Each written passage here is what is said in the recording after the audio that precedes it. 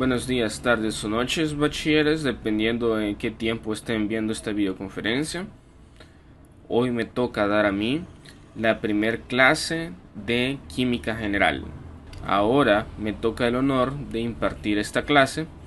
Somos 4 o 5 docentes encargados de impartir clases en esta materia. Cada uno se nos ha asignado unas clases en específico que se las estaremos entregando a ustedes según avance el tiempo. Soy el ingeniero Jaime Krishna Ramírez Carrillo, soy ingeniero químico y de antemano me disculpo si se pone algo ruidoso el fondo por el ruido de los carros, puesto que vivo en un lugar donde transitan muchos carros, así que discúlpenme, pero voy a tratar de quitar este ruido y que no se escuche mucho para que ustedes pongan la mayor atención. También déjenme felicitarles por haber podido ingresar a la Universidad Nacional y por haber tenido la dicha de elegir esta carrera y aparte haber podido entrar, que muy pocos lo logran y ustedes son especiales. Los animo de todo corazón a que se pongan las pilas este ciclo, porque poquito a poquito se va construyendo el profesional. Y en este ciclo a ustedes les toca recibir varias materias, incluida esta que es Química General, así que pónganle atención y a todas tómenles mucha importancia por igual. Sin más preámbulo, empecemos ya la primera clase para irlos poco a poco también imbuyéndolos en estos temas de química. Antes de darles todo el material que necesitan saber sobre lo que es química, o sea, sobre química general, necesitan saber qué es la química. Según Raymond Chan, el libro que también obviamente ustedes tendrán accesibles en el aula virtual, aquí describe la química, que es el estudio de la materia y los cambios que ocurren en ella. Este concepto es un punto de vista bien general para básicamente abarcar todo lo que toca la química. Ahora, ¿qué toca la química? Más bien podríamos estarnos preguntando qué no toca la química. Porque la química es el estudio de la materia y los cambios que ocurren en ella. Si nos ponemos a analizar qué es la materia, aquí tengo un libro también de principios de química que también se los haremos accesibles a ustedes, que el libro se llama Principios de Química, que es del autor Sundal, y pues él se plantea, bueno, ¿qué es la materia? Bueno, entonces, ¿qué es la materia? Entonces él explica que la materia es la cosa de la que está compuesto el universo, la cosa entre comillas, que está compuesto el universo. Tiene dos características, la materia posee masa y ocupa un espacio. Ahora díganme ustedes, en este mundo, ¿quién no posee masa y ocupa un espacio? O sea, analicémonos desde el punto de perspectiva de ustedes mismos. Ustedes poseen masa y obviamente ocupa un espacio. ¿Qué más posee masa y ocupa un espacio? Todo nuestro alrededor posee masa y ocupa un espacio. A menos que sea, digamos, ondas, el Wi-Fi, el Bluetooth, esas cosas sí ya no lo estudia la química porque ya es otro tema. Pero en lo que nos concierne a lo más normal, lo que podemos ver, incluso lo que no podemos ver como el aire, ahí entra la química. Podemos plantearnos de otro modo lo que es la química para que ustedes se sientan más interesados, porque yo siento que ustedes la materia se les hará más fácil si le hayan interés, si se enamoran de los temas. Entonces yo les voy a plantear lo que es la química con estas preguntas que probablemente más de alguno, si no es que todos, se las han planteado, ¿ok? Entonces empecemos con las primeras preguntas. ¿Alguna vez, me imagino que ustedes ya saben qué son los fuegos artificiales? Pues estos fuegos los cohetes que se ven en Navidad. ¿Alguna vez se han preguntado de qué están hechos y cómo y por qué se ven así? Por ejemplo, las luces campero, ¿verdad? ¿Qué hacen para que se vean tan bonitas? ¿Alguna vez se han preguntado lo que está hecho la mina de su lápiz? Los que ya saben de qué está hecho la mina de lápiz sabían que la misma sustancia que está hecha la mina de lápiz es la misma sustancia que tiene un diamante de un anillo de compromiso, que sería el carbono.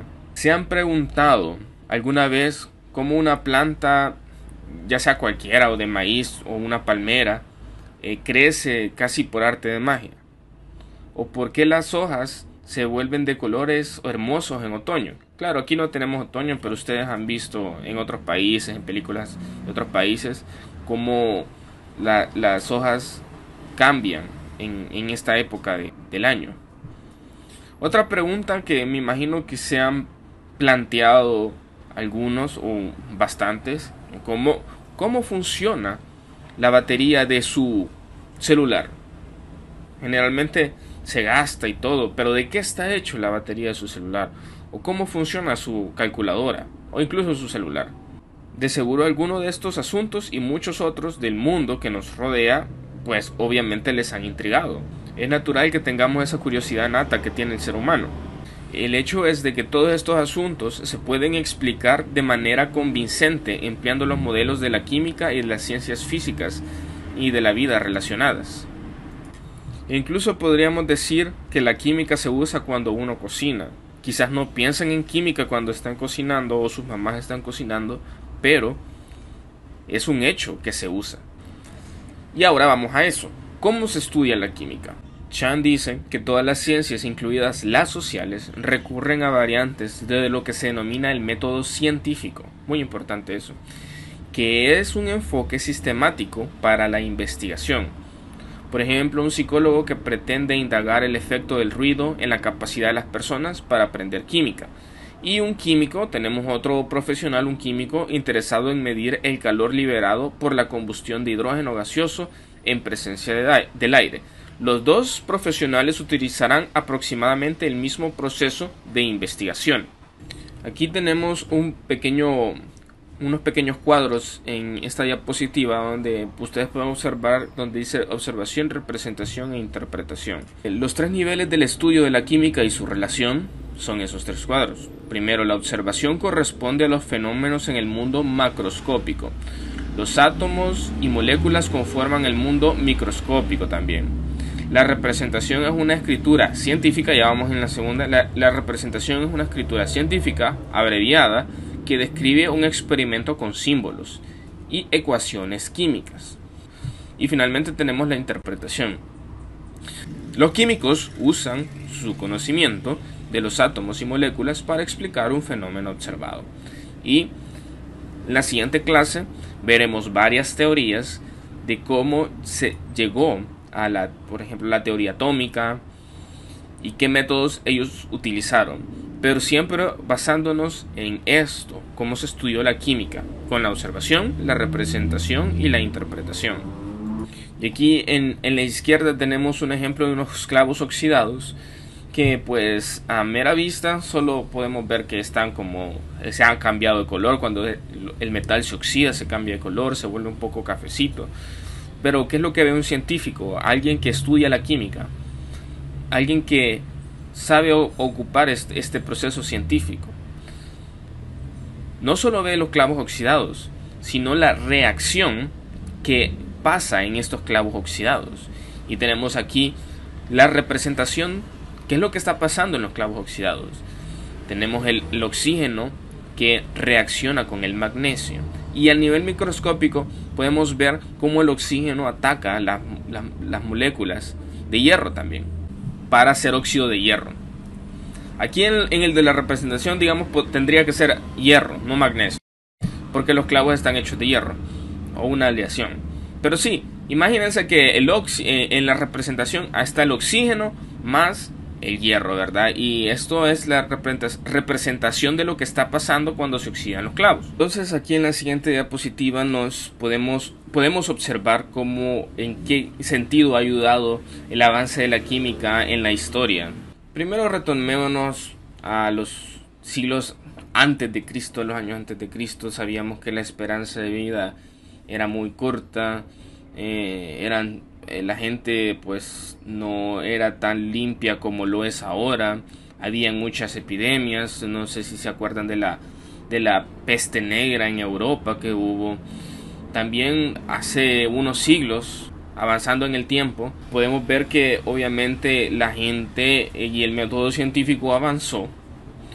Entonces aumentó 10 años en la esperanza de vida.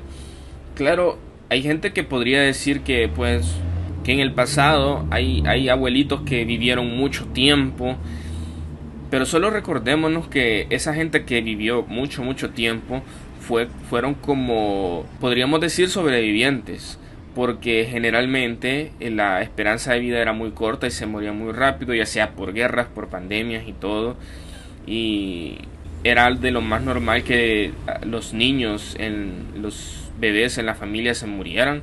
Por eso es que tenían muchos. La ciencia fue avanzando, la esperanza de vida aumentó. Pues, ¿qué implicó que la ciencia y la química mejoraran? Implicó que tuviéramos medicamentos y vacunas contra las enfermedades y las pandemias. También implicó que la purificación del agua, y también implicó el avance, como no tienen idea, en la medicina. Algunos me imagino que se estarán preguntando que por qué están estudiando química general. Sí, pues van a ser doctores y no tienen nada que ver. Pero con el paso del tiempo ustedes se darán cuenta que la medicina, por supuesto, ustedes no, como doctores, no van a ocupar la química como un, digamos, químico especialista o como un químico farmacéutico o como un ingeniero químico. Claro que no. Pero sí, como doctores tienen que saber las bases de la química para su carrera en específico. Porque aunque no lo crean, la medicina está muy ligada a la química. Y ahora que ya pasamos la introducción de la química, vamos de lleno a los temas que nos interesan, que aún así la introducción de la química es muy importante para que ustedes se pongan en contexto por qué la están recibiendo y qué tan interesante es para un médico saber sobre química e interesarse sobre química. Ahora vamos a ver sobre la clasificación de la materia. Vamos a irlos encaminando de lo más básico a lo más complejo para, por supuesto, que le sirva a un médico saber de química. Entonces vamos con esto de la clasificación de la materia. Y como ya les estaba diciendo, ¿qué es la materia? La materia es algo que ocupa espacio y tiene masa. Eso es como lo más básico. Entonces la química es el estudio de la materia. Entonces ya nos estamos poniendo en contexto qué es lo que estudia la química en sí. O sea, si química es el estudio de la materia y todo lo que lo rodea en ella, entonces, ¿qué es la materia? Ok, la materia es algo que ocupa espacio, como les estaba diciendo. Lo podemos observar tangibles, tan tangibles como nosotros puede ser la materia, o algo que no lo podemos ver como el aire también es. Pero eso es como lo más sencillo que podemos tener, que les podemos dar, que es materia. Por supuesto, la materia, la clasificación de la materia se puede volver un poquito más complejo, y a eso vamos a darles, a eso les vamos a enseñar. Ya sabemos que la materia es algo que ocupa espacio, podemos ir relacionando cosas, y la química es el estudio de la materia y todo lo que lo rodea en ella. Ahora, ¿qué es la materia en específico y cómo se clasifica? Aquí estaremos entrando a la clasificación de la materia, y como podemos ver aquí, la materia se clasifica en mezclas y sustancias. Les estaré poniendo ejemplos de casos súper simples, de casos ultra simples, para que vayan teniendo una idea, una imagen mental de cada cosa. Por ejemplo, mezclas y sustancias. Una mezcla, ¿qué puede ser? Un vaso de leche. ¿Por qué? Digamos que tenemos leche en polvo, porque también está la leche en caja. Tenemos leche, ustedes tienen leche en polvo, le ponen agua, le ponen azúcar, si es que toman azúcar, pero ya con solo el hecho de hacer eso, de poner la leche en polvo y el agua, ya es una mezcla. Digamos que toman azúcar y le ponen azúcar también. Entonces lo mezclan y ya tenemos una mezcla. Eso es como un concepto súper fácil. ¿Qué es sustancia entonces? Si ya sabemos que es mezcla. Bueno, una sustancia es algo más puro. O sea, ustedes tienen el agua. El agua no como que ustedes no agarraron el hidrógeno, las dos moléculas de hidrógeno y el oxígeno, que sería H2O, ¿verdad? El agua ya estaba, es una sustancia el agua. Entonces, podemos ver que la mezcla depende de las sustancias. Una mezcla está hecha por dos o más sustancias. Ahora, en las mezclas podemos tener mezclas de tipo homogéneas y heterogéneas. Homogéneas, por ejemplo, el mismo ejemplo de la leche. La leche ustedes la ven, bueno, si la revuelven bien y no hay grumos ni nada, ustedes la ven completamente uniforme. Entonces, cuando nosotros decimos homogéneo, estamos hablando que tiene que tener esa uniformidad en la sustancia. Otro ejemplo de uniformidad podríamos decir la sangre a nivel macroscópico. De mezclas homogéneas vamos a pasar a explicarles qué son mezclas heterogéneas. Las mezclas heterogéneas, a diferencia de las homogéneas, son las que se les ve una fase en específico. O, por ejemplo, el agua y el aceite. El agua y el aceite no se pueden mezclar a menos que uno haga mucha fuerza, y aún así no va a tener esa uniformidad que tiene, digamos, el vaso de leche. Entonces, este es un ejemplo, por ejemplo, el agua y el aceite. Tenemos dos estados en específico que ya vamos a hablar de los estados de la materia. Digamos, tenemos un estado líquido y un estado sólido en la misma sustancia. Por ejemplo, el cereal en las mañanas que comemos, que algunos comen, es un claro ejemplo de una mezcla heterogénea. Pues sí, tenemos la leche, que es una mezcla homogénea, pero aparte le hemos agregado una sustancia de estado sólido. Entonces ya por eso ya deja de ser uniforme. Y así podemos tener muchos ejemplos de sustancias de mezclas heterogéneas. Ahora vamos a pasar a explicar lo que es una sustancia. Obviamente, si en las mezclas, por ejemplo, tenemos el tazón de leche o el vaso de leche, perdón, y teníamos que la mezcla era una combinación de dos o más sustancias. Entonces, ¿qué es una sustancia? Es algo más puro. Entonces, el agua es una sustancia, porque ustedes no pueden combinar el agua ya viene por defecto, podríamos decir. Entonces Chang explica más detalladamente lo que es la definición de una sustancia. Entonces él dice, la sustancia es una forma de materia que tiene composición definida, entre paréntesis constante, y propiedades distintivas. Y aquí nos da unos ejemplos. Lo primero que se le viene a la cabeza cuando ustedes escuchen sustancia: el agua, el amoníaco, el azúcar de mesa, el oro, el oxígeno. Esos son ejemplos de sustancias ya dadas. Ahora mi pregunta: ¿el aire que respiramos todos los días es una sustancia o es una mezcla? Es algo para que lo analicen. ¿Nosotros respiramos puro oxígeno o respiramos una combinación de nitrógeno y oxígeno? Y si es una combinación de nitrógeno y oxígeno u otros gases, ¿qué sería? ¿Una sustancia o una mezcla? Ahora, las sustancias se dividen en dos tipos: los compuestos y los elementos. Quiero que ustedes empiecen a imaginarse el mundo ya microscópico, porque por ejemplo para las mezclas podíamos imaginarnos fácilmente, pues bien, están dadas, las mezclas generalmente están dadas y se pueden observar y apreciar en el mundo macroscópico. Pero en el mundo microscópico, cuando hablamos de sustancias y empezamos a descomponer las sustancias, digamos a deshilachar lo que es una sustancia en compuestos y en elementos, ya empezamos a adentrarnos en el nivel microscópico.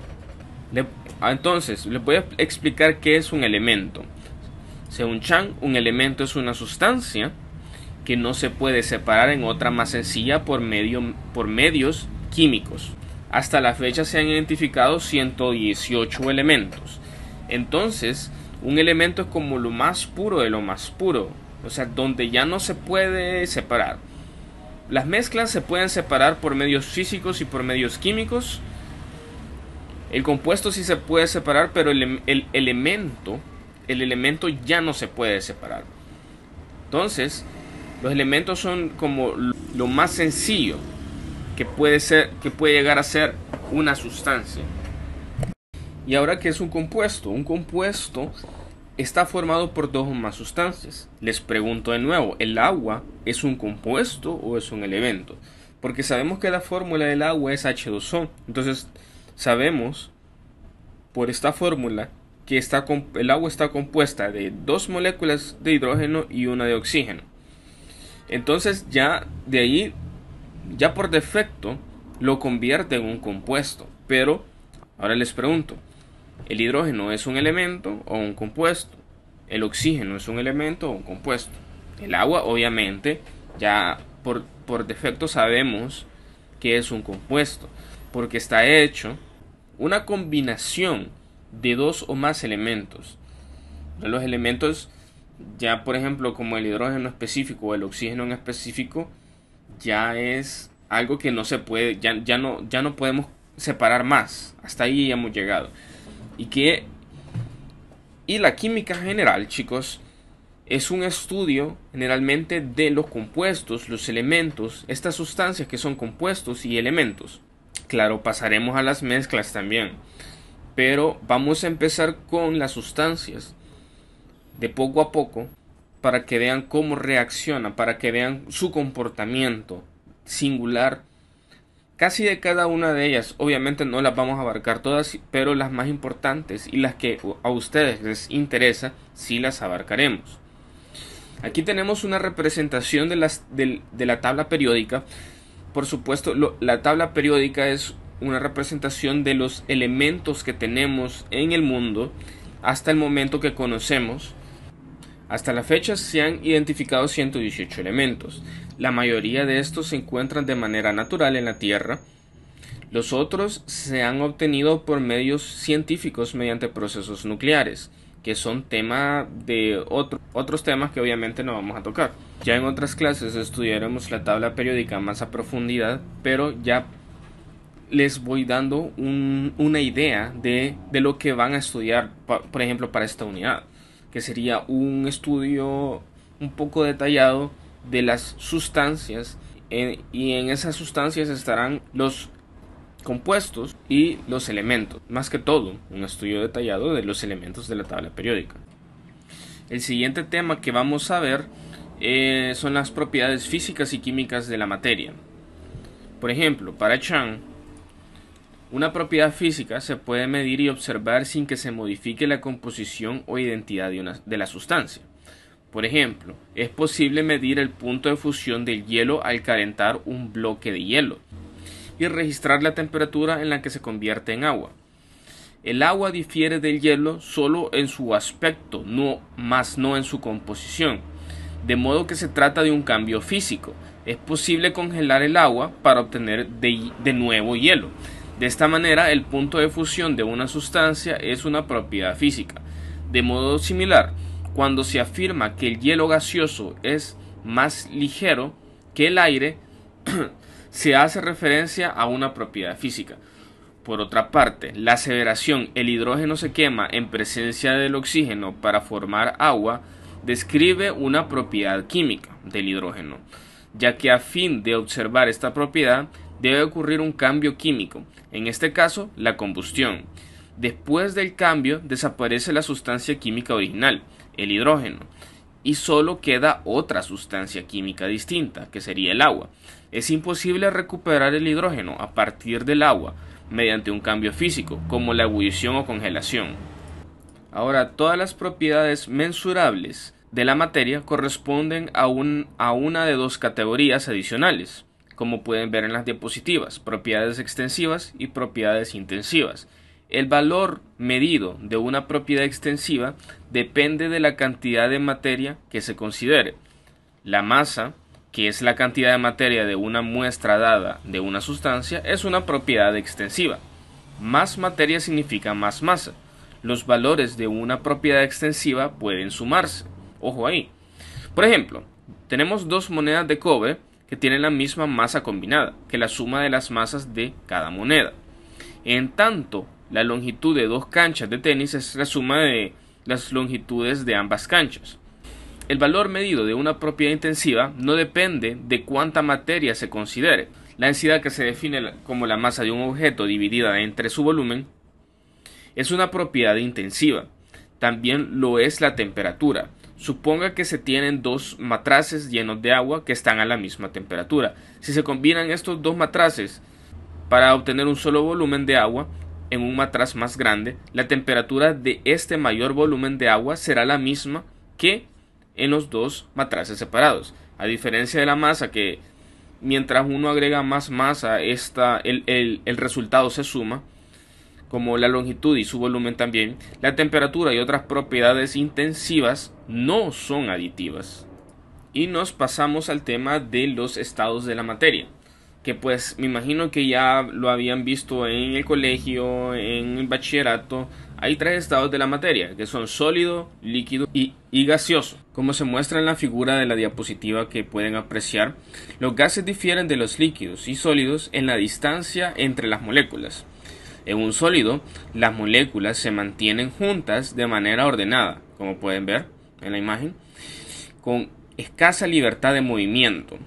Las moléculas de un líquido están cerca unas de otras sin que se mantengan en una posición rígida, por lo que pueden moverse, pero están siempre juntas. En cambio, en un gas, las moléculas están separadas entre sí por distancias grandes en comparación con el tamaño de las moléculas mismas. Son posibles las conversiones entre los estados de la materia, como les he estado explicando, sin que cambie la composición de la sustancia. Y podemos tener, por ejemplo, el hielo, que se puede fundir, si le aplicamos calor, se transforma en agua, pero por eso no deja de ser agua. Y si aumentamos aún más la temperatura, lo podemos transformar en gas. Y por eso no se cambia la composición de la sustancia, que en este caso es el agua. Y aquí tenemos el ejemplo, ¿verdad?, de las posibles conversiones entre los estados de la materia. El ejemplo más simple, como les he estado explicando, es el del agua, que lo llevamos de hielo a líquido y de líquido a gas por medio de la temperatura, y puede ser viceversa. O sea, podemos llevar el gas de gas comprimiéndolo a agua por medio de temperatura o presión, y de agua lo enfriamos para volverlo sólido. Bueno, de los tres estados de la materia pasamos a un tema un poco más complejo, que es la teoría cinético-molecular. Pero no se preocupen, no se asusten, chicos, que nosotros no les vamos a explicar temas profundos ni fórmulas de Einstein ni nada por el estilo, pero les vamos a explicar lo esencial solo para que entiendan y contextualicen de dónde vienen los tres estados de la materia. Este tema de la teoría cinético-molecular se utiliza para explicar el comportamiento de los gases en función del movimiento constante y aleatorio de las moléculas. Las distancias, como vimos antes, entre las moléculas gaseosas son tan grandes comparadas en su tamaño que a las temperaturas y presiones ordinarias, es decir, a 25 grados centígrados y una atmósfera de presión, no hay una interacción apreciable entre ellas, entre las moléculas gaseosas, debido a que en los gases hay mucho espacio vacío, es decir, espacio no ocupado por moléculas. Los gases se comprimen con facilidad. Las fuerzas débiles que operan entre las moléculas de los gases también les permiten expandirse y llenar el volumen del recipiente que los contiene. Asimismo, el enorme espacio vacío entre los gases explica su baja densidad en condiciones normales, o sea, a 25 grados centígrados y una atmósfera de presión. Los líquidos y los sólidos, en cambio, son un caso distinto. La diferencia principal entre los estados condensados, líquido y sólido, y el estado gaseoso, estriba en la distancia entre las moléculas. En los líquidos, las moléculas están tan juntas que hay muy poco espacio vacío. Por ello, son más difíciles de comprimir, y en condiciones normales son mucho más densos que los gases. Las moléculas de los líquidos se mantienen juntas por uno o más tipos de fuerzas de atracción, los cuales estudiaremos en temas futuros. En este caso, Las moléculas no escapan a las fuerzas de atracción y por ello los líquidos también tienen un volumen definido. Sin embargo, como las moléculas se mueven con libertad, un líquido puede fluir, derramarse y adoptar la forma de un recipiente que lo contiene. En un sólido, las moléculas ocupan una posición rígida y prácticamente no tienen libertad para moverse. Muchos sólidos tienen como característica un ordenamiento de largo alcance, es decir, sus moléculas están distribuidas en una configuración regular, tridimensional. En un sólido hay aún menos espacio vacío que en un líquido. Por ello, los sólidos son casi incompresibles y su forma y volumen están bien definidos, con algunas excepciones, como el agua, que es la más importante. La densidad de la forma sólida es mayor que la forma líquida para una sustancia dada. En una sustancia suelen coexistir los dos estados. El ejemplo más común es el de un cubo de hielo, flotando en un vaso de agua. Los químicos se refieren a las fases como los distintos estados de una sustancia presentes en un sistema. Y pues básicamente el cuadro que ven aquí en azulito nos explica, es como un resumen de lo que acabo de decir sobre cómo se comporta un gas, cómo se comporta un líquido, cómo se comporta un sólido, por ejemplo, en cuanto a volumen, densidad, compresibilidad y movimiento de partículas. Ahora, la teoría cinético-molecular es más profunda. Obviamente esta teoría viene del movimiento browniano y Einstein le dio más profundidad, pero por circunstancias obvias, que es química general, no vamos a profundizar. Ahora, si tienen interés en eso, yo les recomiendo buscar un poco más. Hay muchos videos de la teoría cinético-molecular de Einstein que son, la verdad, bastante interesantes y no necesitan meterse en fórmulas matemáticas ni físicas para entender lo básico. La teoría cinético-molecular de Einstein consta que mientras más elevada sea la temperatura en una sustancia, las partículas van a tener mayor movimiento cinético, y esa razón es la razón responsable para las altas temperaturas. ¿Qué significa esto? Que en una temperatura muy elevada las partículas van a tener un movimiento más errático y van a tener mucho movimiento. Mientras más bajamos la temperatura, las partículas tendrán un movimiento menos errático. Y solo como dato extra, claro, no vamos a ver en el ciclo esto y no se los vamos a evaluar, pero es bueno que sepan un poco más, porque ustedes saben que cada día la ciencia está investigando más cosas, se actualiza. Y pues como ya les había dicho que hay 3 estados de la materia, pues déjenme decirles que en este momento están agregando un 4.º estado de la materia. ¿Cuál es ese? El estado plasmático, el plasma. Este estado plasmático es un estado fluido similar al estado gaseoso, pero en el que determinada proporción de sus partículas están cargadas eléctricamente, ionizadas, y no poseen equilibrio electromagnético. Por eso son buenos conductores eléctricos y sus partículas responden fundamentalmente a interacciones electromagnéticas de largo alcance. En cierta forma y de manera sintética, el plasma se puede caracterizar como un gas ionizado. Ahora, puede que sea complejo y pues puede que los confunda, pero es bueno que tengan claro que en realidad actualmente hay 4 estados de la materia. Pero por motivos didácticos y para no salirnos del tema que a ustedes les interesa, solo vamos a evaluar los 3 estados de la materia.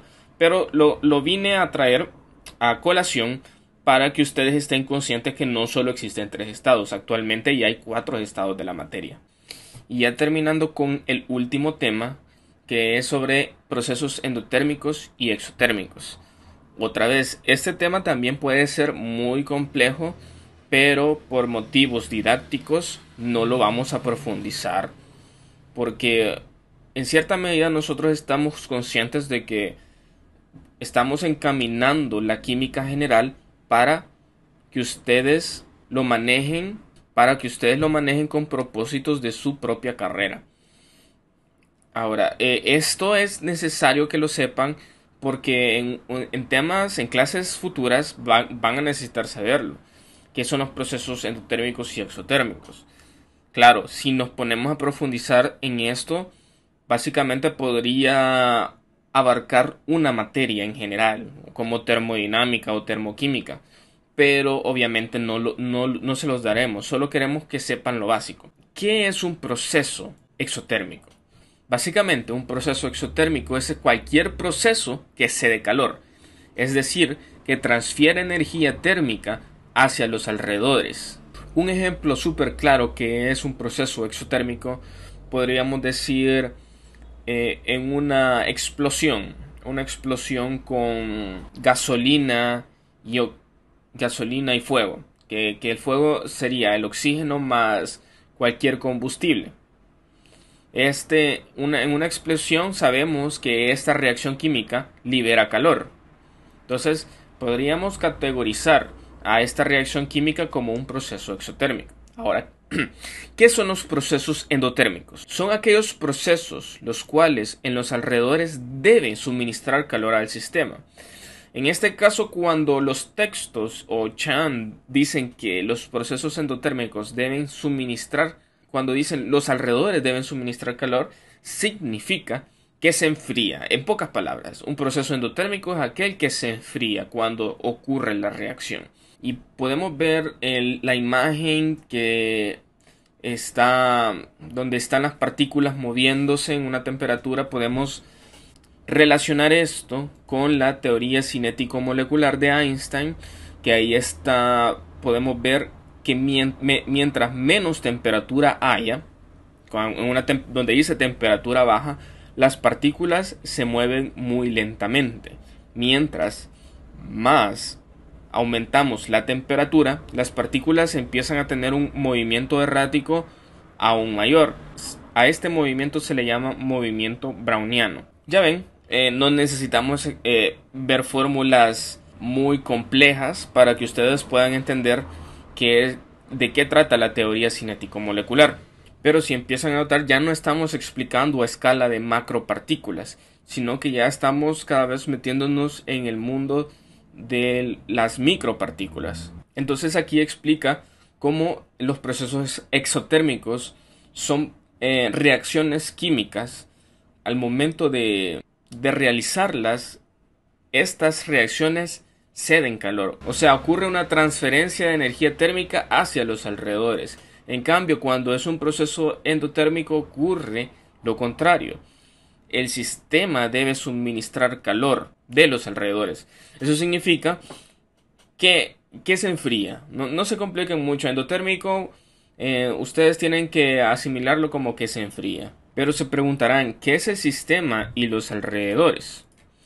Entonces aquí Chan explica que para analizar los cambios de energía asociados a las reacciones químicas, por ejemplo una reacción específica que queremos como hidrógeno y oxígeno para formar agua, necesitamos definir el sistema o la parte específica del universo que nos interesa. En este caso sería solo la reacción del hidrógeno y el oxígeno. Para los químicos, los sistemas por lo general incluyen las sustancias que están implicadas en los cambios químicos y físicos. Por ejemplo, asumamos un experimento de neutralización de ácido base, que en un recipiente tenemos 50 mililitros de ácido clorhídrico, al cual se le agregarán otros 50 mililitros de hidróxido de sodio. Entonces, los alrededores son el resto del universo externo al sistema, lo que no nos interesa. Hay tres tipos de sistemas. Está el sistema abierto, que puede intercambiar masa y energía, generalmente en forma de calor, con sus alrededores. Por ejemplo, imaginemos un sistema abierto formado por una cantidad de agua en un recipiente abierto, como podemos ver en la primera figura. Ahora, si cerramos el recipiente como en la segunda figura de tal manera que el vapor de agua no se escape o condense en el recipiente, creamos un sistema cerrado, el cual permite solamente la transferencia de energía, de calor, pero no de masa. Al colar el agua en un recipiente totalmente aislado, podemos construir un sistema aislado que impide tanto la transferencia de masa como la transferencia de energía. Se puede decir que un sistema aislado es un sistema ideal cuando nosotros queremos hacer una reacción química de cualquier tipo de reactivo y formar un producto en específico. Y así como en el mundo ideal, y así como en el mundo, nada puede ser ideal, las industrias o los laboratorios científicos a veces tratan de hacer sistemas aislados, casi ideales, pero hasta cierto punto es imposible hacer un sistema casi, bueno, ideal completamente, porque siempre va a haber transferencia de calor o de masa, ya sea de calor o de masa. Les puedo poner un ejemplo como, imagínense que ustedes tienen un cronograma planeado para toda la semana y pues ustedes quieren realizarlo toda a la perfección para pues que su, digamos, su plan de estudio sea perfectamente útil. Sabemos que van a ocurrir un montón de sucesos, un montón de incidentes que puede que alteren su cronograma ideal. Similarmente, el sistema aislado es un sistema ideal que pues todos desean para pues experimentar o hacer los procesos aún más eficientes, pero a veces no se va a poder por razones de la vida, pues porque la vida real nos muestra nos muestra un montón de inconvenientes para poder realizarlo. Pero mientras más acercado esté al sistema aislado, más ideal será, y por lo tanto más perfecto será las reacciones. Y finalmente tenemos un pequeño esquema en la termoquímica. Ustedes, otra vez les repito, no verán termoquímica. Eso realmente no es tan complejo si nos dedicamos, digamos, solo a una unidad a estudiarlo, pero es necesario que ustedes sepan qué son procesos endotérmicos y exotérmicos, porque eso les ayudará tanto en esta materia como en química orgánica. Entonces, aquí tenemos la termoquímica, que se ocupa básicamente es el estudio del calor en las reacciones químicas. ¿Y qué implica? Tenemos que tener un sistema. Ya sabemos que los sistemas pueden ser abiertos, cerrados o aislados. Ya les expliqué que un sistema aislado es el sistema ideal, pero en la vida real casi no se puede llegar a dar. Hay laboratorios científicos que tratan de estudiar, de hacer sistemas aislados solo para tener unas reacciones ideales. Y sabemos que, bueno, estos sistemas pueden ser cambios tanto físicos como químicos. Ya sabemos cómo un cambio físico, por ejemplo, puede ser derretir el hielo y pues pasarlo de estado sólido a estado líquido. Y sabemos que en los cambios físicos las sustancias no se transforman, solo cambian de estado. En los cambios químicos, sin embargo, ya no podemos obtener la sustancia con la que originamos la reacción. Por ejemplo, en el caso de hidrógeno y oxígeno que se vuelve agua, es un cambio químico. Y sabemos, luego de estos sistemas, el flujo de energía en forma de calor puede ser tanto exotérmico como endotérmico. Al final en la otra clase les pondré la bibliografía donde he sacado esto, pero básicamente me he basado bastante en el libro de Raymond Chan, de química. Básicamente todo el primer capítulo y un poco de Sundal. El otro libro se llama Principios de Química de Sundal. Más que todo en Sundal les he explicado sobre la base de qué es química, por qué nos debería interesar química, lo primero que estuvimos explicando. Ya en la siguiente clase les estaré explicando sobre las bases de las teorías atómicos moleculares y cómo fueron evolucionando con el paso del tiempo hasta tener la actual que estudiaremos por toda esta unidad. Otra vez, soy el ingeniero Krishna y nos vemos en la siguiente clase. Pasen buenos días.